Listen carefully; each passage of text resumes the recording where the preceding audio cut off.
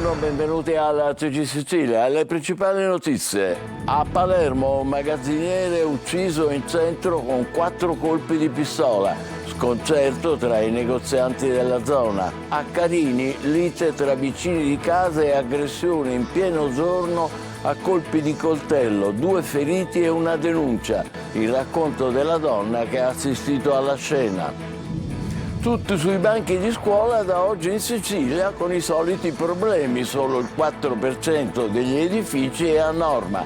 Tra le novità più discusse il divieto di utilizzo dei cellulari.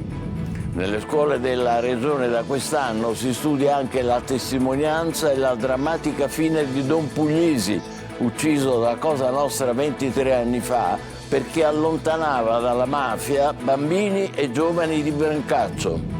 Catania, la cultura e il diavolo, mostra al Castello Ursino sull'arte di Giuseppe Fava nel centenario della nascita. Il giornalista assassinato dalla mafia era pure pittore, disegnatore e incisore.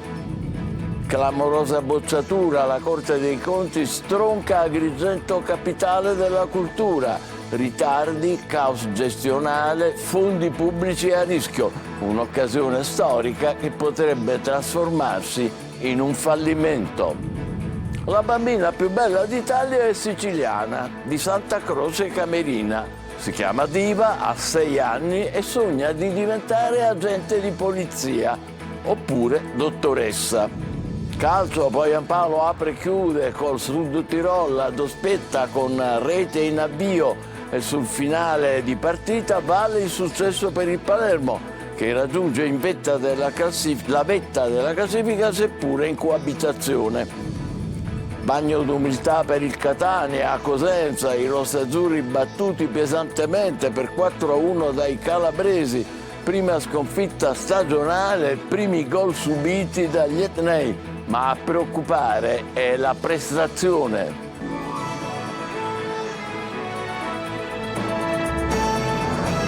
Bentrovati, dunque omicidio stamattina a Palermo, un magazziniere di 39 anni ucciso a colpi di pistola davanti a una farmacia nei pressi di Piazza Principe di Camporeale, in pieno centro.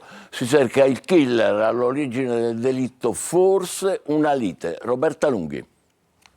Plateale, in pieno giorno. È stato ucciso così Stefano Gaio, 39 anni, magazziniere di una farmacia a Palermo in via Oberdan ad incrocio con Piazza Principe di Camporeale. Un omicidio che si è consumato alle 9 di mattina, quando l'uomo, dopo aver lasciato le figlie a scuola, stava andando a lavorare in questa farmacia. L'assassino, atteso che Gaio arrivasse nel luogo di lavoro, gli ha sparato più colpi di pistola che non gli hanno lasciato scampo. Gli investigatori della squadra mobile stanno cercando di ricostruire la dinamica di quello che ha tutti i presupposti per essere considerato un agguato. Sembrerebbe che il 39enne nei giorni scorsi avesse avuto uno screzio con qualcuno. Nella zona dell'omicidio vi sono alcune telecamere che potrebbero aver inquadrato il killer. Gli inquirenti al momento escludono che si sia trattato di una rapina. C'è incredulità nel quartiere per quanto successo proprio al fianco di un asilo nido. Una persona calma, tranquilla, sono sempre sorridente. Un grande lavoratore. Ha sentito i colpi di pistola, si è affacciata, ha visto qualcosa? No, mi stavo fumando come adesso una sigaretta, ho sentito questi 3 colpi, ma non pensavo fossero spari, pensavo che giochi d'artificio o quella Vespa là che mettendola in moto scattava questi botti, non l'ho capito. Io ho sentito i spari e sono uscita dal negozio e ho visto a lui per terra. Poi ho visto che l'ambulanza ha ritardato 20 minuti, ma era vivo lui, ancora respirava. La vediamo abbastanza provata, lei lo conosceva? Sì. Sì, è una vita che lavora qua questo ragazzo, un bravissimo ragazzo, tutto per la famiglia e per il lavoro. Un elicottero sorvola la zona, si cerca di arrivare al killer e soprattutto capire perché ha ucciso Stefano Gaio. Il servizio appena andato in onda è di Marco Gullà. Adesso un'altra storia, lite tra vicini di casa e aggressione in pieno giorno a colpi di coltello. 2 feriti e una denuncia. Il racconto della donna che ha assistito alla scena. Luca Ciliberti. È una vicenda dai contorni ancora poco chiari, ma con un epilogo da incubo. Un giovane di 20 anni colpito con 2 coltellate al petto e una al braccio, il padre pestato brutalmente e la madre terrorizzata che ha assistito inerme alla scena. È accaduto tutto a Carini, nel Palermitano, intorno a mezzogiorno di domenica. Una lite tra vicini, secondo le prime ricostruzioni, degenerata per futili motivi e che stava quasi per trasformarsi in tragedia. A raccontarla è stata la madre della vittima, Mary Giammona, giornalista di Teleiato, che con un post su Facebook adesso vuole giustizia. Ho visto il sangue che copriva il corpo di mio figlio, ma nessuno è stato trattenuto per tentato omicidio, scrive. La donna avrebbe chiesto ai vicini, che avevano affittato una villetta limitrofa e che avevano organizzato una festa, di spostare dal muro perimetrale una delle casse acustiche dell'impianto che trasmetteva musica ad alto volume. In un attimo gli animi si sono scaldati, sono volate parole grosse contro la donna che hanno costretto il marito, preoccupato, ad intervenire. Da lì in poi la situazione è degenerata all'inverosimile. L'uomo è stato accerchiato e preso a calci e pugni dal branco. Il figlio di 20 anni, nel tentativo di aiutare il padre, si è messo in mezzo mentre un altro uomo ha tentato di farsi giustizia con un coltello. Secondo quanto riportato dalla donna, il ragazzo è stato trasportato all'ospedale di Partinico, dove i medici hanno fortunatamente accertato che il coltello non ha colpito gli organi vitali. Sul posto sono intervenuti i soccorritori del 118 e i carabinieri della sezione radiomobile di Carini. L'autore dell'aggressione, probabilmente sotto effetto di alcol, è stato denunciato a piede libero, ma le indagini proseguono per ricostruire minuziosamente la dinamica dei fatti. Incredulità e indignazione da parte della comunità di Carini, che si è stretta attorno alla famiglia brutalmente aggredita. Ancora a Palermo si infittisce il giallo sulla morte di Angelo Onorato, l'imprenditore trovato cadavere nel maggio dell'anno scorso. Nonostante la richiesta di archiviazione, la famiglia presenta una nuova serie di osservazioni da approfondire che farebbero pensare a un omicidio. Manlio Viola. Si opporrà alla richiesta di archiviazione e contesta l'ipotesi del suicidio la famiglia di Angelo Onorato, l'imprenditore trovato cadavere nella sua auto il 25 maggio del 2024 a Palermo con una fascetta di plastica stretta intorno al collo. Per Francesca Donato, ex europarlamentare della Lega, oggi vicepresidente della DC, ci sarebbero numerosi elementi nell'inchiesta da approfondire che farebbero pensare in tutto e per tutto a un omicidio. La Donato consegna a Repubblica le sue riflessioni dopo aver letto le circa 2000 pagine dell'indagine. Non ci sono impronte sulla fascetta, dice la Donato. Come avrebbe fatto Angelo a stringersela intorno al collo senza lasciare tracce? Nell'auto poi ci sono diverse altre impronte, ma nessuna è stata utile per un confronto, ma questo lascia pensare ci fossero altre persone. Una ipotesi, secondo la Donato, confermata anche dal GPS dell'auto che segnala alle 11.07 una porta aperta. Per la famiglia c'era un uomo sul sedile posteriore che portava i guanti e ha strangolato Angelo per poi scappare dallo sportello posteriore. Quanto al movente, la Donato ha un'idea precisa: c'erano pretese alle quali Angelo non voleva dare seguito e nell'ultimo periodo ha spesso raccontato di essere seguito da 2 uomini in motocicletta. Lo avrebbe detto a un testimone, ma anche alla moglie, alla quale aveva raccontato di temere per la sua vita. Il giallo insomma c'è ancora e la famiglia vuole che si continui a indagare. Io e mia figlia abbiamo diritto a conoscere la verità, conclude Francesca Donato. Abbiamo pagina tutti a scuola da oggi in Sicilia. I giorni da trascorrere sui banchi saranno quest'anno 206. Tra i vecchi problemi l'edilizia, solo il 4% degli istituti scolastici risulta a norma. Tra le novità più discusse il divieto di utilizzo dei cellulari. Desiree Ferlito. La sveglia al mattino presto, l'outfit preparato la sera prima, lo zaino, la merenda. E così da oggi si ricomincia. È suonato ufficialmente stamattina la prima campanella per la scuola siciliana, in linea con quanto indicato dal calendario regionale. La conclusione delle attività didattiche è prevista invece per il 9 giugno. Secondo il calendario siciliano saranno 206 i giorni da trascorrere tra i banchi, 205 qualora la festività del santo patrono della località in cui ha sede l'istituto cada durante il periodo di attività didattica. Occhi puntati sui vecchi problemi. Il Codacons accende i riflettori sulle condizioni dell'edilizia scolastica in Sicilia, definita gravissima per crolli, degrado, mancanza di certificazione di sicurezza e strutture ormai vetuste. Secondo i dati diffusi dall'associazione, su 3.138 scuole dell'isola, solo 139, pari al 4,4%, risultano pienamente in regola con tutte le certificazioni previste. Tra le novità, il divieto di utilizzo dei cellulari a scuola. Da oggi gli istituti si interrogano su come gestire questa nuova regola stabilita dal Ministero. saranno sanzionati con una nota disciplinare e in caso di reiterazione alla nota disciplinare seguirà anche un provvedimento di sospensione dall'attività didattica. Sulla custodia degli smartphone durante le ore scolastiche, gli istituti rimandano la responsabilità agli stessi studenti. Non abbiamo armadietti, quindi perché per non gravare molto sul docente la responsabilità. Non devono tenerli a vista. Quest'anno la figura del beato Don Puglisi, ucciso dalla mafia, sarà, per volere dell'assessorato regionale, studiato in classe. Adelaide Barbagallo. Il miglior modo per commemorarlo è parlare di lui nelle scuole. Padre Pino Puglisi, il sacerdote di Brancaccio ucciso 32 anni fa dalla mafia, voleva che tutti i giovani del quartiere studiassero. Toglierli dalla strada era il suo impegno quotidiano. E Palermo lo ricorda con tante iniziative, ma quest'anno, in coincidenza dell'avvio ufficiale delle elezioni, la figura del sacerdote proclamato beato nel 2013 sarà oggetto di studio nelle aule scolastiche, per onorarne l'impegno civile e trasmettere alle nuove generazioni l'eredità morale che ci ha lasciato. Ha scritto nella circolare inviata a tutti gli istituti l'assessore Mimmo Turano. L'iniziativa su suggerimento del presidente del Centro Padre Nostro, fondato da Padre Puglisi. Forse è la prima volta nella storia, che si ricorda Puglisi contemporaneamente in tutte le scuole della Sicilia, e che quindi ci saranno migliaia e migliaia e migliaia di studenti che avranno modo di riflettere su questa grande figura. Padre Puglisi dialogava con tutti, con i ragazzi, con le istituzioni, spronandole a fare la loro parte, e anche con i mafiosi. Voleva convertirli. Il suo sogno era un asilo nido a Brancaccio. I fondi per realizzarlo ci sono, ma il quartiere ancora aspetta.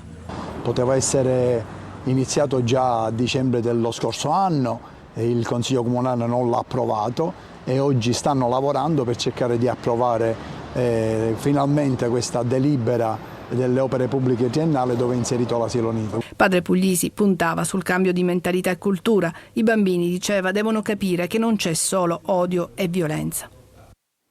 Catania, da oggi e fino al 6 gennaio sarà aperta al pubblico, al GAM, la mostra La cultura e il diavolo, dedicata alle opere di Giuseppe Fava, che ha raccontato la società anche attraverso i pennelli e le matite. Un percorso affascinante che dà la possibilità di conoscere meglio il giornalista ucciso dalla mafia il 5 gennaio dell'84. Roberta Lunghi.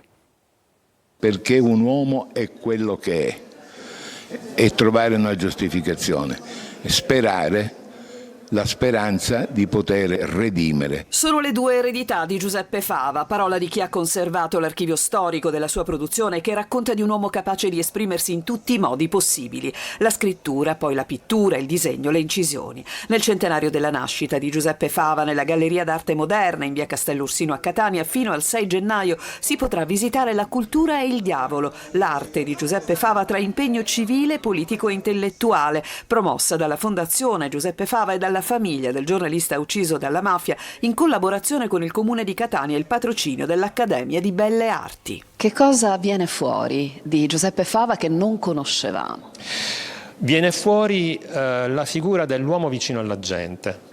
In quella città raccontata attraverso figure tipiche, occhi dolci, profondi ma anche inquietanti, sì, perché proprio in quella parete campeggia il disegno del killer, non in giacca di velluto, ma quasi prefigurazione della tipologia di chi lo avrebbe poi ucciso. Chi è il killer? Chi può essere chiunque all'interno della società, anche il ragazzo che sull'autobus ci cammina accanto. In un incedere scandito dai tempi della tragedia, il percorso pittorico si snoda avvincente e ricco di riferimenti culturali, ma anche denso di quel modo di Fava di guardare a se stesso, in una serie di autoritratti dove spicca quello in versione romantica. Il rapporto di Fava con la moglie, nonostante fosse sicuramente scapestrato come marito, però a questa moglie è rimasto fedele sempre.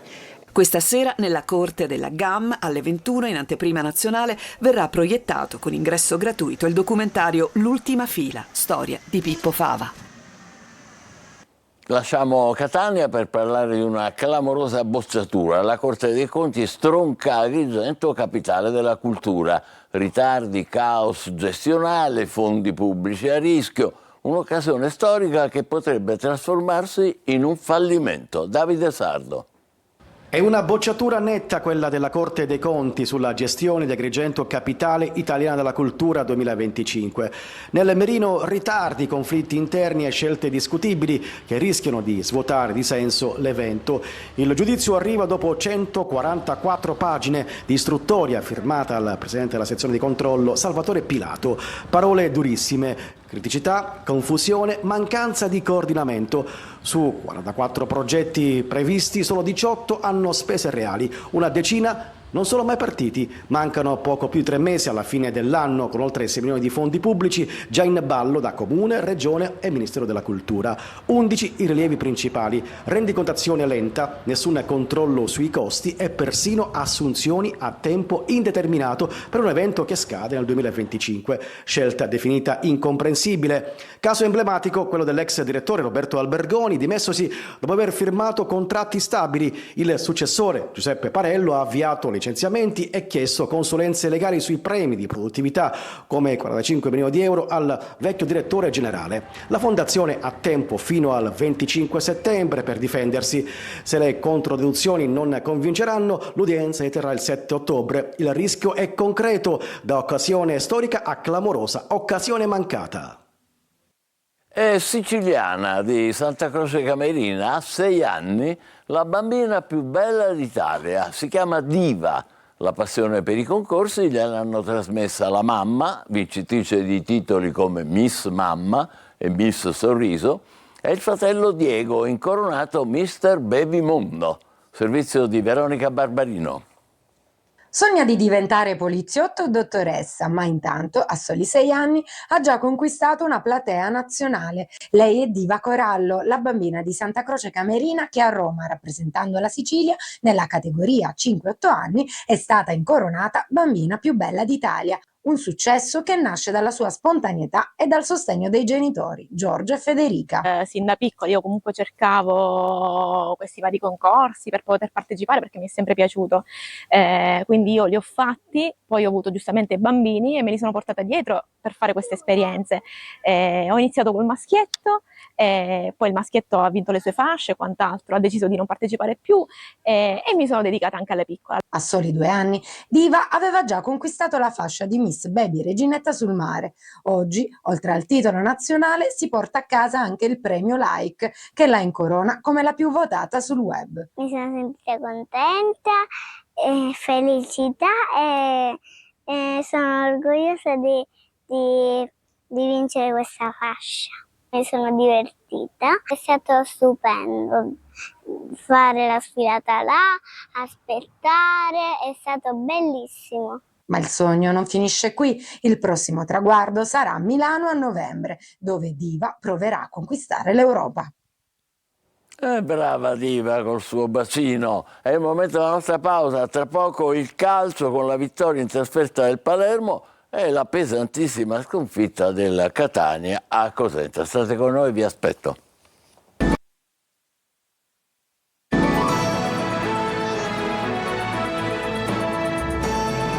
Calcio, vittoria pesante per il Palermo che ha battuto fuori casa il Sud Tirol per 2-0. Decisiva una doppietta del finlandese Poyampalo. Marco Gollà. Solido, compatto, ma soprattutto vincente. Il Palermo sbanca il Druso di Bolzano 2-0 al Sud Tirol con doppietta di Poyampalo e 3 punti decisamente pesanti nel bagagliaio. Non era affatto facile, anche perché il Sud Tirol di Castori è squadra insidiosa e che in casa lascerà pochi spazi agli avversari. Il Palermo di Inzaghi ha comunque avuto per gran parte del match il filo del comando, grazie anche alla rete a freddo che ha colpito gli avversari. Poyampalo ha infatti gonfiato la rete dopo nemmeno 2 minuti con questo colpo di testa dopo la spizzata di Leduaron. Con Brunori e Palumbo in panchina, Inzaghi ha preferito dare spazio proprio a Leduaron e Gyasi a supporto del finlandese, spietato sotto porta. Dopo il vantaggio, il Palermo ha provato ad addormentare i ritmi del match facendo molto possesso palla e facendo stancare gli avversari che spesso hanno girato a vuoto. I siciliani provano a trovare il corridoio giusto per infilzare il Sud Tirol, ma nel primo tempo non succede più nulla. Ripresa al 10°, Odogu s'accartoccia sulla palla a 2 passi da Joronen, sprecando una buona opportunità.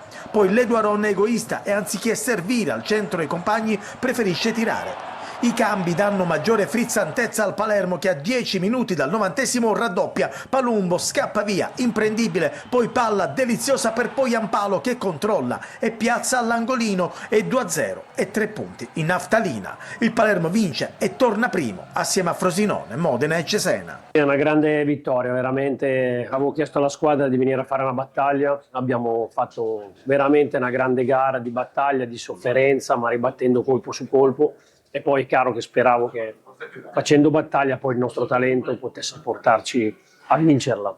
Siamo contenti, qua insomma il Sutiro nel 2025 non ha mai perso. Venerdì sera Palermo al Barbera contro il Bari.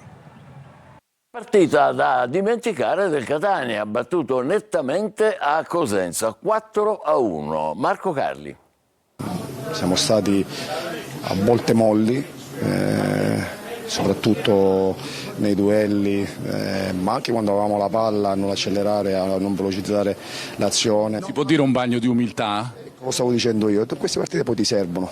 Siamo stati molli e bagno di umiltà, parole che si ripetono e si rincorrono a Catania dopo la prestazione deludente a dir poco e il pesante risultato di Cosenza. Il primo tempo senza lo straccio di un'occasione e il gol del vantaggio di Ricciardi dopo il batti-ribatti in area e l'intervento del video support a seguito del tocco al di là della linea di Di Gennaro.